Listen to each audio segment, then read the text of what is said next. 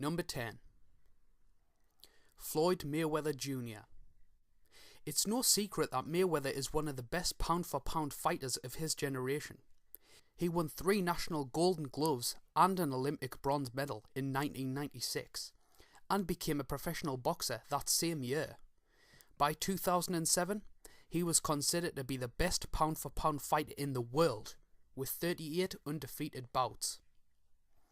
Mayweather moved up in weight class 4 times, taking home the WBC lightweight title in 2001, the WBC super lightweight title in 2005, the WBC welterweight title in 2006, and in 2007 he defeated Oscar De La Hoya for the WBC super welterweight crown. Number 9. Jack Dempsey. A heavyweight known as the Manasseh Mauler, in 2003 Ringside Magazine named Dempsey as the 7th best puncher of all time in boxing history. Throughout his career, Dempsey was known for not fighting many black boxers, and because of this, he's often underrated.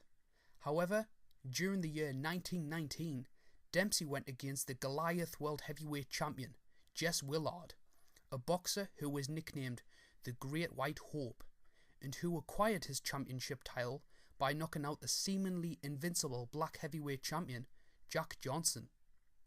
Willard stood a mighty 6 foot 6 inches tall and weighed in at around 245 pounds.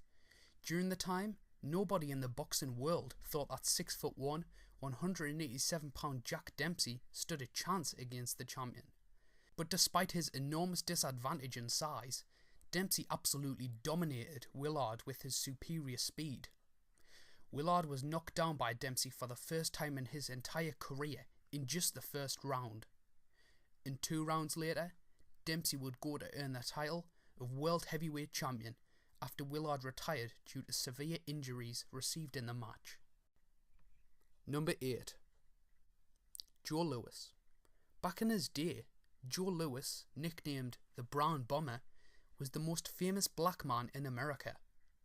When Louis first turned pro, he won 7 of his first 9 matches via knockout. In 1936, Joe Louis faced and lost against German boxer Max Schmeling, but in 1937, Louis would go on to defeat James Braddock and become World Heavyweight Champion. Despite now being Heavyweight Champion, Louis was still haunted by the earlier defeat to Max Schmeling, and shortly after winning the title, he said, "I don't want to be called champ until I whip Max Schmeling." Then in 1938, the following year Joe Louis defeated Jim Braddock for the championship, he met Schmeling again and knocked him out in the first 2 minutes of the first round, becoming a national hero.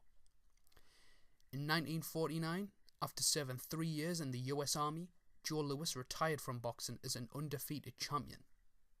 Despite calling it quits, Louis returned to boxing in 1950 to end up facing Ezzard Charles, a man who looked up to Louis as an idol.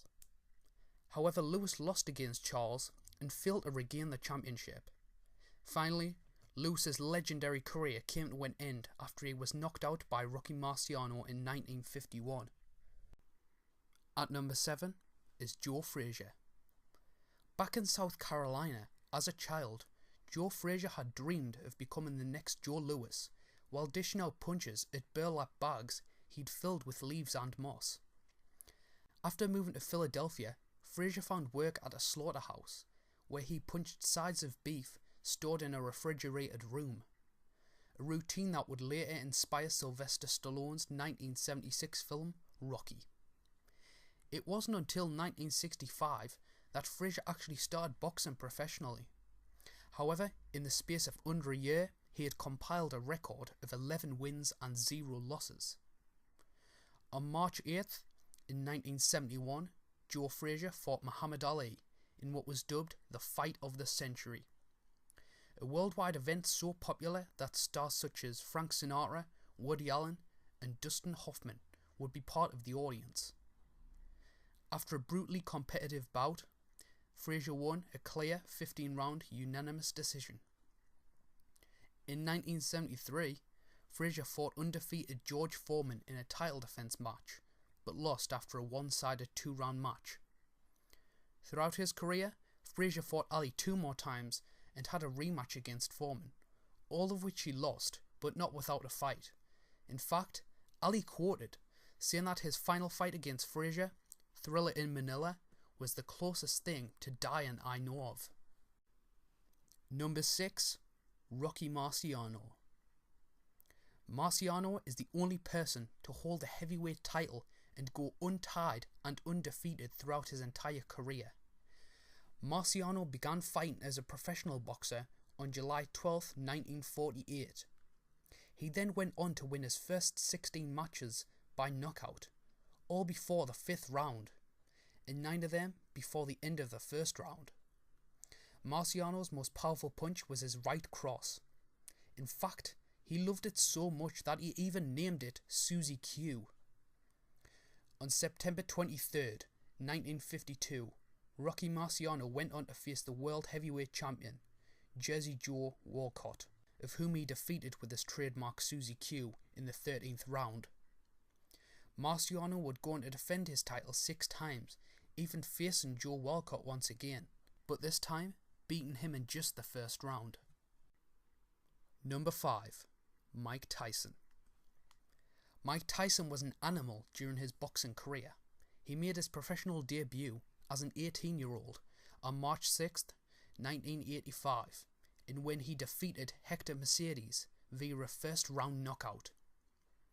On November 22, 1986, Tyson was given his first title fight against Trevor Berbick for the WBC Heavyweight Championship. Tyson won the title by 2nd round technical knockout, and at the age of 20 years and 4 months, he became the youngest heavyweight champion in history. From 1986 to 1990, Tyson was one of the most feared heavyweight champions ever. His fantastic hand speed and power made him a threat to any opponent he faced. Like some of the boxing legends before him, Tyson's malicious stare and raw strength struck terror into the hearts of his opponents. At number 4, George Foreman. Nicknamed Big George, in 1968, at the age of 19, Foreman headed to Mexico City for the Olympics and went on to win a gold medal in heavyweight boxing. After his gold medal success, he undertook a serious training regimen and turned to professional boxing in 1969. By the end of the year, he had notched up a total of 13 fights and had won every single one of them. The following year, he continued dominating, and his victory streak rose even further by knocking out an additional 10 men. Despite Foreman's success, some people claimed that Foreman was only winning because he was fighting has-beens. But soon ate their words when he faced and defeated the much-feared heavyweight champion Joe Frazier in 1973 within only 2 rounds. Foreman went on to successfully defend his championship title twice and defeat even Ken Norton, a boxer nicknamed the Black Hercules, and who was recently known for breaking Muhammad Ali's jaw. Then on October 30th, 1974, arguably the greatest sporting event of the 20th century happened, the Rumble in the Jungle.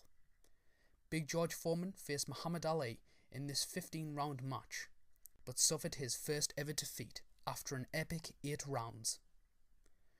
George Foreman is the oldest heavyweight champion in history and the 2nd oldest in any weight class after light heavyweight Bernard Hopkins. Foreman retired in 1997 at the age of 48 with a final record of 78 wins, 68 of which were knockouts, and only 5 losses.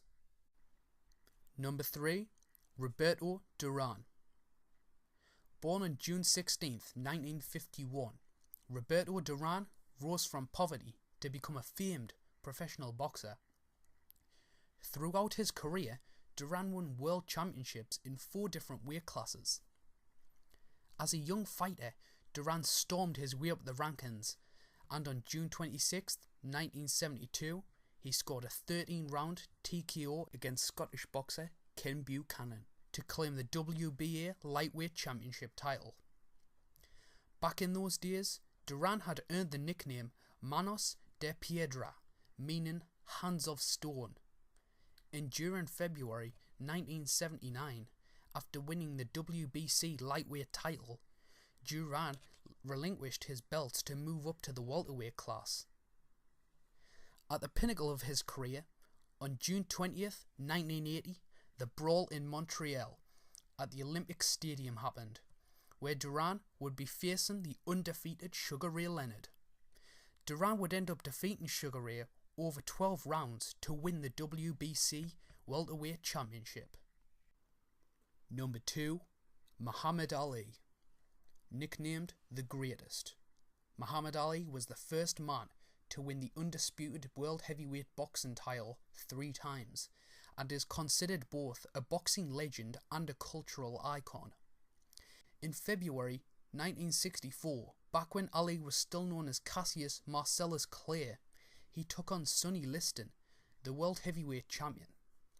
The boxing press didn't rate Clay's chances against Liston, but after a 6-round bout, Liston retired from the match due to an injured shoulder. Once Clay won the title, he proclaimed, "I am the greatest." Throughout his career, Ali has fought and defeated some of the greatest boxers in history during some of the most historic boxing events, and is commonly credited as the best boxer ever. Usually by people with limited boxing knowledge, but nevertheless, he's still undeniably one of the best. Number 1. Nicolas Cage. I'm just kidding. Okay, at number 1, we got Sugar Ray Robinson.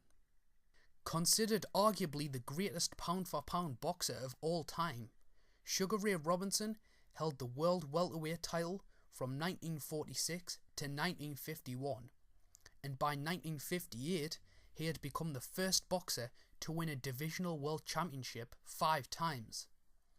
In a career that lasted 25 years, Robinson amassed 175 wins, 110 knockouts, and just 19 losses. Robinson was dubbed the uncrowned champion after he began his career with an astonishing 40 straight victories.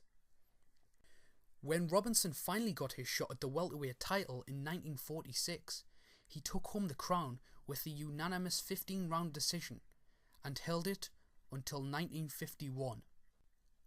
6 years later, Robinson captured the middleweight title for the first time by defeating Jake LaMotta.